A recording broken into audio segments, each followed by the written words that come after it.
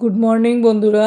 আজ মঙ্গলবার, পৌষ সংক্রান্তির আগের দিন, মানে মেরামেরির দিন। বিকেলবেলা তো রান্নাঘরে পিঠেপুলি হবে, তাই আমি ভাবলাম পুজো দিয়ে ঠাকুর ঘরে একটুখানি ঠাকুরের জন্য পিঠেপুলি করে নিই। তো ঠাকুরের জন্য করলাম একটুখানি তিলের নাড়ু। আর এই সংক্রান্তিতে তিলের নাড়ু, তিলুয়া এগুলো খেতে হয়। তো তিলুয়া তো বাজার থেকে আনা হয়, তিলের নাড়ুটা আমি করে নিলাম। এদিকে করে নিলাম একটু মালপোয়া, আর করব একটুখানি নারকেলের পাটিসাপটা। তো আমি ঠাকুর করে অল্প কিছু করতে হলে গ্যাস ওভেন বার করি না, কারণ গ্যাসের সিলিন্ডারটা একটু টানাটানি করা প্রবলেম হয়ে যায়। আমার নিরামিষ স্টোভ আছে, তাই দিয়ে করে নিই। তো করে নিলাম একটুখানি মালপোয়া। আর এদিকে রান্নাবান্না সব বাকি রয়েছে, তাই একটু তাড়াহুড়ো করছি। আর তাড়াহুড়ো করার জন্য পিঠেগুলো মানে সেরকম সুন্দর হয়নি, আমার যেরকম হয় আর কি। তো যাই হোক, ঠাকুরকে তো দিয়েই খেতে হবে, তাই যেরকম হোক একটুখানি করে নিলাম। আর এদিকে বেরোয় রান্নাও করতে হবে, কারণ বেলা হয়ে যাচ্ছে।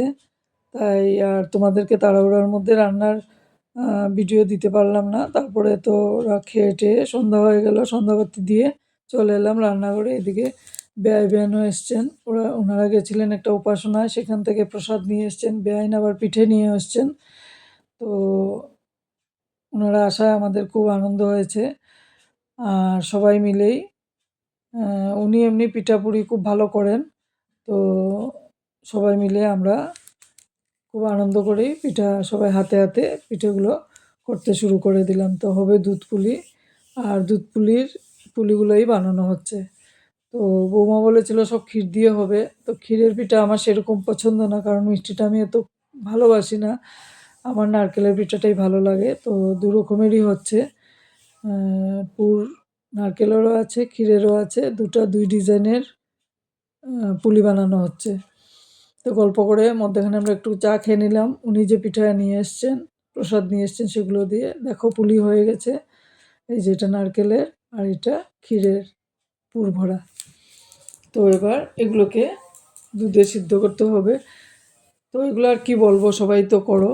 আর এদিকে চানার ডাল সিদ্ধ করে বেটে রেখেছি। এগুলো দিয়ে পুলি হবে, চানার ডালের পুলি। আর দেখো হয়ে গেছে আমাদের দুধ পুলিগুলো সব রেডি। এবার এগুলোকে দুধে সিদ্ধ করতে দেওয়া হচ্ছে। আর এই পিঠাটা মোটামুটি সবার বাড়িতেই সংক্রান্তির দিন হয়। আর আমাদেরও হয়ে গেল। এখন ভাবছি সবাইকে একটু টেস্ট করার জন্য দেব। মোটামুটি সব পিঠাই হয়ে গেছে। কিন্তু ভাবছি যে রাত্রে আমাদের পিকনিক না হলে কী হবে, রাত্রে তো ডিনারটা করতে হবে। আর পিকনিক যখন হচ্ছে না, ডিনারটা একটা স্পেশাল কিছু না হলে তো বাচ্চাদের মনও ভরবে না। তাই ভাবলাম একটুখানি পোলাও করে নিই। তো পোলাওর চালটা আমি ভাজতে ভাজতে এদিকে পিঠাগুলো রেডি হয়ে যাচ্ছে, মানে সবাই একটু টেস্ট করব। আর এদিকে বৌমা একটা কেক বানালো। কেকটা বেশ টেস্টি হয়েছে, সুন্দরও হয়েছে দেখতে, স্পঞ্জিও হয়েছে।